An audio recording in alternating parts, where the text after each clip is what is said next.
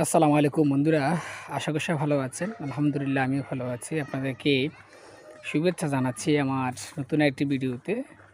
আর আমি যখন এই ভিডিওটা রেকর্ড করতেছি, এটা হচ্ছে পবিত্র জুমার দিন, শুক্রবার।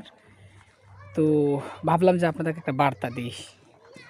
গত কয়েকদিন যাবৎ একটা বিষয় আমার সামনে খুব আহ, একটা নিউজ ঘোরাঘুরি করতেছে এবং সেটা নিয়ে দেখলাম আমাদের আহ, শায়েখ আহমদুল্লাহ সাহেব এবং আমাদের ডক্টর মিজানুর রহমান আজহারি সাহেব, তারা খুব জোরালোভাবে এই জিনিসটা বক্তব্যটা দিচ্ছেন। তাই আমি ভাবলাম যে এই বিষয়টা নিয়ে একটু কথা বলা দরকার, উচিত বলে আমি মনে করি। তারা যে বিষয়টা নিয়ে ফোকাস করতেছেন সেটা হচ্ছে যে আমাদের প্রাথমিকে প্রাথমিক বিদ্যালয়গুলোতে এখন নতুন করে সরকার যে শিক্ষক নিয়োগ দিচ্ছেন সেটা হচ্ছে সঙ্গীত শিল্পী। সঙ্গীত শিল্পী বলতে সঙ্গীতের শিক্ষককে, যিনি জ্ঞান চর্চা পাশাপাশি তিনি গানকে নিয়েও এগিয়ে যাবেন আর কি, এরকম একটা বিষয়।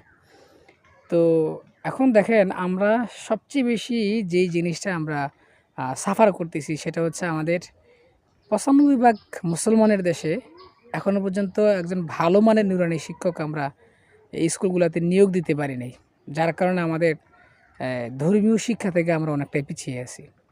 যেই জায়গার মধ্যে সরকার ওই জায়গাতে সবচেয়ে বেশি ফোকাস দেওয়ার কথা, সরকার ওটাতে ফোকাস না দিয়ে অন্য কিছুতে ফোকাস দিচ্ছেন, যার কারণে আসলে এটা সমালোচিত হচ্ছে। এখন আমার প্রশ্ন হচ্ছে, সঙ্গীত সঙ্গীতের শিক্ষক নিয়োগ দেওয়া হয়েছে, এটাতে আমার কোনো আপত্তি নাই।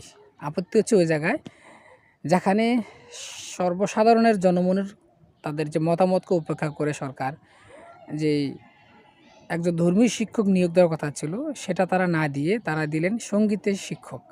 আমার কথা হচ্ছে, তারা সঙ্গীতের শিক্ষককে নিয়োগ দেব, পাশাপাশি আমাদের একজন নুরানি শিক্ষক, নুরানি ট্রেনিংপ্রাপ্ত ভালো ফাজিল কামিল পাস একটা ছেলে বা মেয়েকে যদি আসলে এই সেক্টরে যদি নিয়োগ দেওয়া যায়, তাহলে আমাদের ইসলামিক যে ভিত্তিগুলা সেটা আরও বেশি মজবুত হবে এবং আমাদের ছেলেমেয়েরা সুন্দরভাবে তারা কায়দা আমপারা এবং কোরআন শরীফ তারা সহি শুদ্ধভাবে তারা তেলাওয়াত করতে পারবে। যেটা আমরা হরহামেশাই আমরা দেখে থাকি যে এটা ভুল। কারণ এমন অনেক শিক্ষার্থী আছে, মনে করেন তারা প্রায় বলা চলে বিএ পাস এমএ পাস করে ফেলছে, কিন্তু তারা এখনও অক্ষরগুলোও চিনে না, এমন অনেক আছে দেখবেন। তো এটা তো আমাদের একটা মুসলমানের দেশে, শতকরা ৯৫% মুসলমানের দেশে এটা কখনো কাম্য না।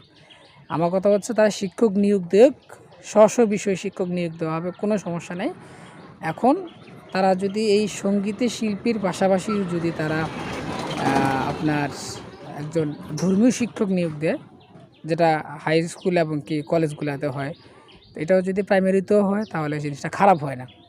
সরকারের প্রতি অনুরোধ থাকবে, আপনারা অবশ্যই শিক্ষক নিয়োগ দিচ্ছেন, আমার কোনো আপত্তি নেই, আমাদের কোনো আপত্তি নেই। আপত্তি হচ্ছে একটাই, যে আপনারা আমাদের একজন ধর্মীয় শিক্ষক, নুরানি ট্রেনিংপ্রাপ্ত একজন শিক্ষক আপনারা যদি প্রাথমিক থেকে শুরু করে বা প্রাইমারিতে যদি আপনারা নিয়োগ দেন, তাহলে দেখবেন যে আমাদের অনেক ছেলেমেয়ের কর্মসংস্থান হবে, পাশাপাশি আমাদের ধর্মীয় মূল্যবোধ যে অবক্ষয় হচ্ছে, এটা থেকে আমরা আমাদের সন্তানদেরকে বাঁচাইতে পারবো এবং তাদেরকে ইসলামিক শিক্ষা শিক্ষিত করতে পারবো।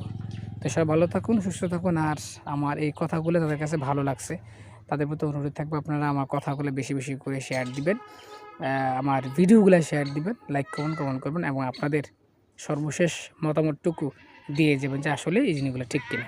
দেখা হচ্ছে পরবর্তী কোনো ভিডিওতে। আল্লাহ হাফিজ।